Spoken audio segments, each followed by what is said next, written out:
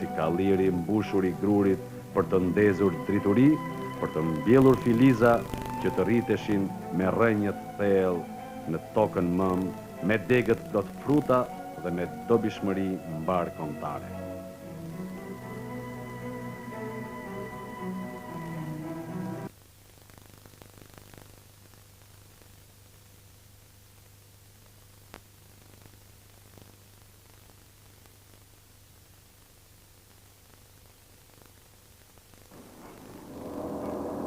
Në moshën 8 vjeçare, vllai tim, mbas kishte vdekur babai dhe më kishte rënë 2 vjeç, më nxori të drejtën në konvikt të bëja shkollën fillore në konviktin Qamëria në Sarandë. Atje u njoha për herë të parë me të parin e berberëve, me të madhin patriot, mësues të lavdëruar që rriti breza të tërë patriotësh, Xhelali. Xhelali ishte vllai I madh I Ganiut, që ndikoi jo vetëm tek neve, qindra djem, të cilët të tërë pothuajse morën pjesë në luftën e madhe patriotike antifashiste dhe dhanë një kontribut të madh në ndërtimin e vendit tonë për 50 vjet punë, por shumë prej tyre dhanë jetën gjatë luftës. Andej në kjo familje ishte Ganiu. Kjo familje patriotike, një familje që e donte shumë kulturën dhe që ishte faktori Xhelali që e ndikoi dhe me vëllezërit e tjerë, nxori përveç Xhelalit edhe Ganiun. Një njeri shumë modest, shumë patriot dhe një njeri me një horizont të gjerë. Një njeri që punoi në ndërgjegje të lartë, rriti dhe dha kultur në 10 djem të ri të vendit tonë, duke filluar nga Delvina, në Kavaj e në Tiranë. Ganiu ishte një njeri jashtëzakonisht modest, një njeri I qetë, një njeri studioz, një njeri që mundohej gjithmonë të bënte të gjithë njerëz e mirë. Një pedagog që ndikte me kujdes të gjithë nxënësit e tij dhe bënte një punë të diferencuar, sidomos për fëmijët me prejardhje të varfër, në pak mundësi për të përballuar shkollat, në një luftë të madhe këmbgulse për të nxjerrë për këta fëmijë të drejta studimi, të siguronte librat, të vinte në ndihmë në të gjitha drejtimet për problemet që kishin. Jam një ndër nxënësit e profesor Gani Berberit. Kam bërë studimet e shkollës mesme në vitin 1960, shkollës mesme bujqësore të Kavajës në vitin 1960 deri në vitin 1964. Një ndër pedagogët e trupës shumë të mirë të kësaj shkolle ka qenë dhe profesor Gani Berberi, një personalitet, do thosha, I kësaj shkolle. Profesor Ganiu na ka dhënë lëndën e bujqësisë përgjithshme. Me këtë rast unë desha të sjell kujtimet e mia për profesor Ganiun si pedagog, po edhe si njeri. Si pedagog, profesor Ganiu ishte një njeri shumë këmbgulës, shumë kërkues dhe në një metodë të shkëlqyer që kombinonte në mënyrë tepër racionale teorinë me zbatimin praktik. Profesor Ganiu i jepte nxënësve të gjitha njohuritë që ai kishte dhe që gjithnjë ishte në kërkim të njohurive të reja. Na mësonte se si ta studionim tokën shkencërisht, po në të njëjtën kohë dhe si ta njihnim atë praktikisht. Gjë që në jetë pastaj, kur kemi punuar në sektor të ndryshëm të bujqësisë, na ka shërbyer jashtëzakonisht. Ishte njëri me vullnet, të cilin këtë vullnet kërkonte t'ia transmetonte dhe nxënësve të tij, me i rregull dhe i disiplinë të shkëlqyer. Ishte njëri tepër kujdesshëm në marrëdhënie me ne nxënësit. Na përshtatesh edhe nga pikpamja e nivelit, sepse dihet që jo të gjithë kanë nivel barabart në një klasë mësimore, por në të njëjtën kohë edhe i jepte për të ngrit nivelin atij që mbase edhe shpesh herë nuk e kuptonte si duhet mësimin. Por ai nuk mund të ikte nga mësimi dhe nuk mund ta mbyllte një kapitull të lëndës pa e kuptuar të gjithë nxënësit mirë. Derisa të krijonte këtë bindje, ai person kishte domethënë një durim të jashtëzakonshëm, një vullnet të shkëlqyer do thosha, dhe një kërkesë të gjithë një rritje që derisa ta kuptonte që ky kapitull u kuptua mirë dhe pastaj do të vazhdonte me sistemin tjetër. Po ne bënim jetë konviktore dhe profesor Ganiu ishte banonte aty në ambientet rreth shkollës dhe jepte edhe modelin e një familjari të shkëlqyer në marrëdhënie në sytë tonë të nxënësve, po në të njëjtën kohë ai ishte edhe shumë i pranishëm në jetën tonë jashtë mësimore. Domethënë jetë në konviktit, në kohën e lirë, në kohën që jetonim konvikt. Ai gjithnjë ishte i pranishëm, vinte kujdesesh për mënyrën e jetesës tonë, kujdesesh për ushqimin, kujdesesh dhe veçanërisht pastaj kur në nxënës ishte dhe i smur, si shumë të tjerë, dhe profesor Ganiu ishte shumë i pranishëm dhe shumë i dhëmshur. Nga i profesor që në klasë ishte shumë kërkues, në këtë rast ishte me të vërtetë një prind i shkëlqyer, një njeri i dashur, që kur të emociononte me kujdesin e me gjithë trajtimet që i bënte. Unë do të thosha që ka qenë model dhe ne ishtë nxënësit e tij në punë e sipër kemi ndjerë nivelin e përgatitjes që na ka bërë ky mësues, ky pedagog, ky njeri me vullnet të jashtëzakonshëm për të transmetuar atë që theksova dhe për përsëris, për të transmetuar tek ne mënyrën se si të studiojmë, mënyrën se si të kërkojmë, mënyrën se si të zbatojmë. Pra ai e mbyllte ciklin me atë që i jepte edhe nxënësit e vet, edhe në bashkëbisedim pastaj kur ishim specialist. Ai gjithnjë kërkonte ta mbyllte ciklin, të jepte një cikël plot. Ai figura të tilla si profesor Ganiu na takon që jo vetëm ti propagandojmë, ti bëjmë të njohur, sepse profesor Ganiu ka lënë edhe gjërat shkruara. Tekstet e shkollës mesme në atë kohë kanë qenë të bujqësisë përgjithshme, kanë qenë të përpunuara për profesor Ganiut.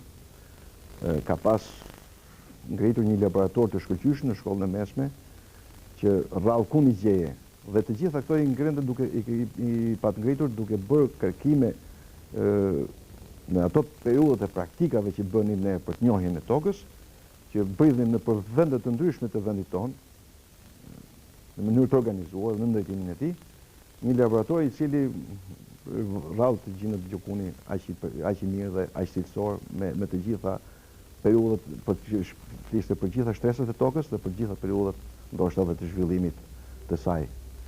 Prandaj duke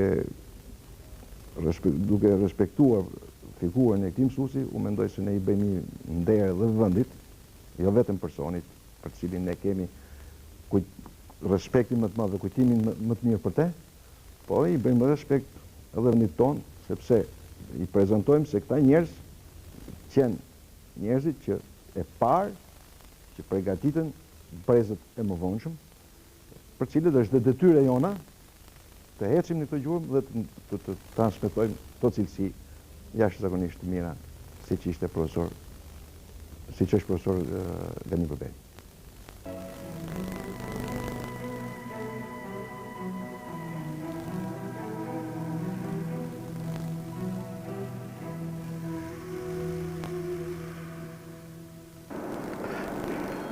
Të flasë për baban është dhe e vështirë dhe e letë.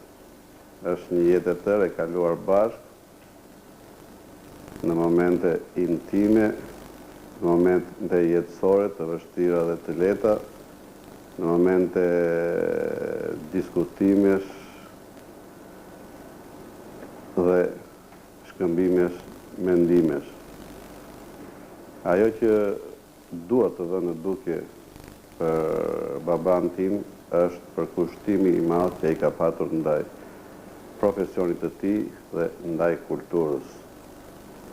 Kjo ka qenë në fakt edhe një shtytje nga i vllai i tij Xhelali, që sakrifikoi shumë nga jeta e tij, ndoshta edhe kulturimin e tij apo shkollimin e tij për të ndihmuar të vllain. Dhe që është e vërteta, baba im ka ndjekur në atë periudhë shkollat më të mira të vendit dhe pasaj dhe shkollimin jashtë shtetit. Pra, ishte në liceun e Korçës, liceun francez të Korçës, ku doli shumë mirë dhe një nga elementet që i kujtoj dhe që ai më ka përmendur është udhëtimi i tij i parë për në Korçë. Mund të mendojnë ata që kanë jetuar në atë periudhë se sa e vështirë ishte të shkoje me makinë dhe pjesërisht me kafsh deri në Korçë. Të ftohtin dhe vështirësitë që ka patur në klimën e Korçës dhe në atë periudhë ai ishte edhe malarik, pra me shëndetlik, dhe arriti ta përballoj klimën e Korçës dhe nga njerë thoshe që klima e Korçës më ndihmoi që të shërohem nga malaria. Dela ti me rezultate shumë të mira, një nga nxënësit më të mirë të liceut, kthehet dhe punon pak vite në muzinë, do them, dhe pastaj me ndihmën e të vllajt shkon për studime në Perugia të Italisë. Atje mbaron me rezultate të shkëlqyera, duket me mesatare 29 në 30 që kishin italianët atëherë dhe pedagogët ju lutën që të qëndronte si pedagog në Universitetin e Perugias. Ai nuk pranon se donte të kthehej në vendin e tij, sepse ndjente veten shumë të lidhur me njerëzit e tij dhe donte të shërbente këtu. Dhe ju e kuptoni, është kthyer në periudhën e luftës në vitet 41, sepse në atë periudhë ka mbaruar universitetin dhe caktohet në zonën e Strugës si agronom, pasaj nga vitet e fundit pas shlirimit kalon në zonën e Shkodrës, ku e gjen edhe çlirimi i vendit. Dhe më tregon disa historira ku ati ishi detyruar, ai ka ruajtur me korektësinë që e karakterizonte një sasi të madhe parash që kishin lënë në ruajtje. Dhe i dorëzon edhe ato mbas çlirimit në atë periudhë shumë të vështirë. Mbas çlirimit filloi punën si agronom, fillimisht në Delbim, pastaj për reformën agrare në rrethin e Përmetit dhe prej andej vjen në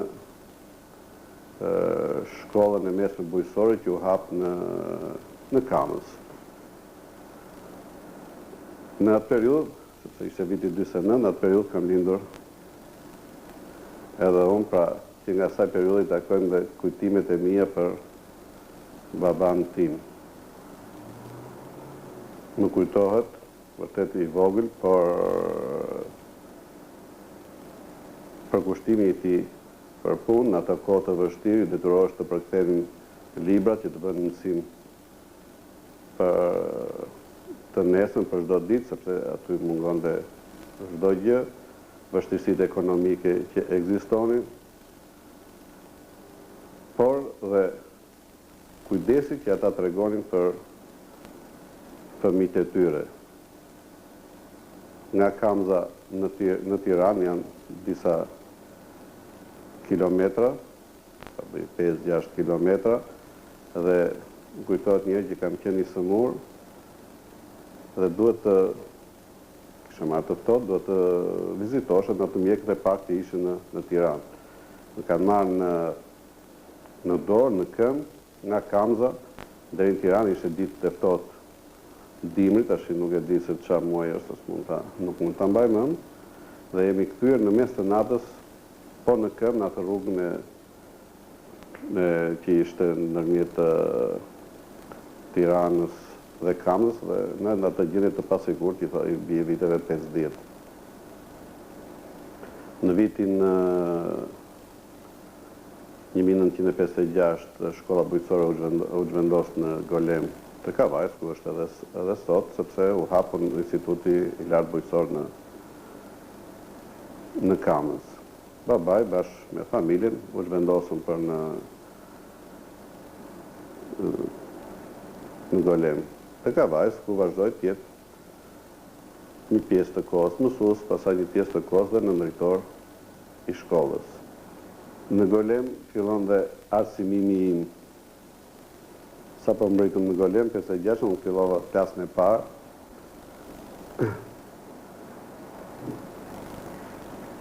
Natyrisht, fillimi i shkollës ishte një gëzim i madh familjar për të gjithë ne në familje, të cilën unë e kam përjetuar me një kënaqësi të veçantë. Më kujtohet përpjekjet e para, si të gjithëve në klasën e parë, dhe ndihmën dhe kujdesin që kisha nga prindrit e mi dhe nga babaj në veçanti. Kishte një vështirësi në atë periudhë për shkollimin në Golem të Kavajës, ku kemi qenë ne. Aty ekzistonte vetëm shkollë fillore dhe jo shkollë 7 vjeçare, kështu që mbas përfundimit të shkollës fillore, prindërve të mi ju duhej që të më çonin diku tjetër për të ndjekur shkollën 7 vjeçare. Në atë periudhë babaj transferohet si drejtor i teknikumit bujqësor në Delvin. Dhe për të bërë klasën e 5 më merr me vete atje. Mund të them që, pa egzageruar, me gjithë ngarkesën e madhe që kishe në atë periudhë, nuk më la asnjë ditë jashtë vëmendjes së tij për të shkolluar. Ati i kujtoj i vllait i dhe sakrificat që kishe bërë, dhe donte që për idetë dhe respektin që kishte ai për vllain e vet, ta transmetonte fëmijëve të tyre. Dhe kërkonte që ne të mësonim sa më mirë për të plotësuar jo vetëm dëshirën e tij, por edhe dëshirën e të vllait dhe të familjes që të bëheshim njerëz të shkolluar. Më vonë mua më është dashur të qoftë 7 vjeçar diku tjetër, qoftë shkollën e mesme diku tjetër, dhe prindërit e mi, pavarësisht nga vështirësitë e mëdha ekonomike që kishin në atë periudhë, kursenin çdo gjë nga ne tyre që ne të shkolloheshim. Më kujtohet një herë që dikush, për të bërë një shaka jo shumë të hollë me nënën time, i thotë sa këpucë të bukura që pas ke blerë. Ndërkohë, ajo e kishte parë që këpucët në vërtet nga sipër ishin të pagrisura, por poshtë ishin me brim. Pra, prindërit e mi bën çdo sakrificë që ne të shkolloshim. Ata paguonin që unë shkoja në shkollë në Durrës, paguonin që ne shkojmë në Durrës në shkollë të mesme, paguonin dhe kursenin që ne të shkonim në shkollë të lartë dhe rastisi që të shkonim në shkollë të lartë të dy bashkë me motrën, pra ishte një shpenzim shumë i madh për familjen tonë, babati rastisi të dalin në pension atë periudhë që ne akoma ishim në shkollë, pra ta ardhurat ranë, pra ata asnjëherë nuk e dhanë veten para vështirësive ekonomike që përballonin për të kufizuar në një farë mënyrë dhe arsimimin tonë. Synimi i tyre kryesor ishte që ne të merrim arsimimin maksimal të mundshëm. Kështu që ndoshta me këto pak fjalë, sepse shumë gjëra mund të thuhen, unë mundova të dhe në dukje të dëshirën e madhe që ka pas babai im, por që natyrisht unë mbështet edhe nga nëna ime, sepse gjetën të njëjtën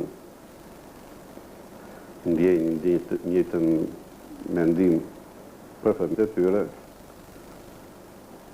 për të luftuar dhe për të përpjekur që fëmijët e tyre t'i arsimonin dhe t'i kulturonin sa t'ishte mundur më shumë.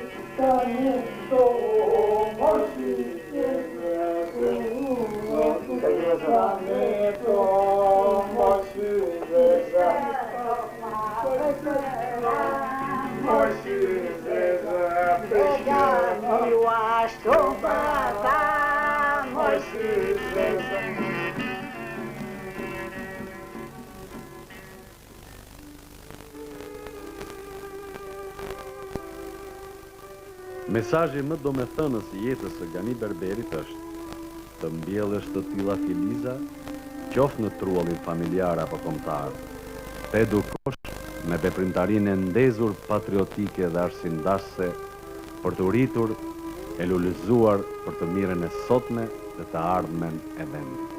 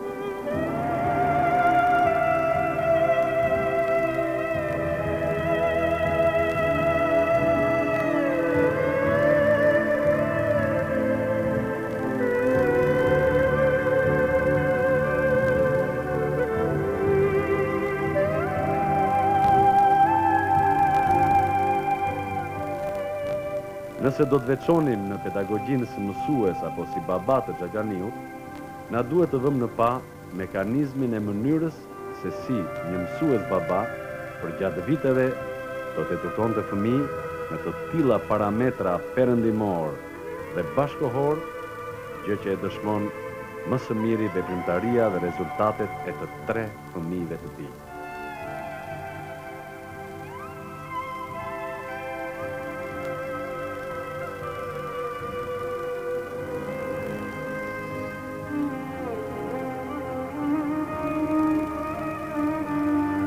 Palca e shtyllës kurizore të familjes Berberi është patriotizmi, profesionalizmi, vlerat kombëtare, largpamësia për të parë përtej një çasti, dobishmëria për të qenë shqiptar dhe perëndimor vetëm me aftësi, ndershmëri dhe atë dhe dashuri. Në filozofinë e familjeve me bëma patriotike dhe pinjolla detare të ndritur, natyrisht duhet thuhet se fundi tregon gjithçka.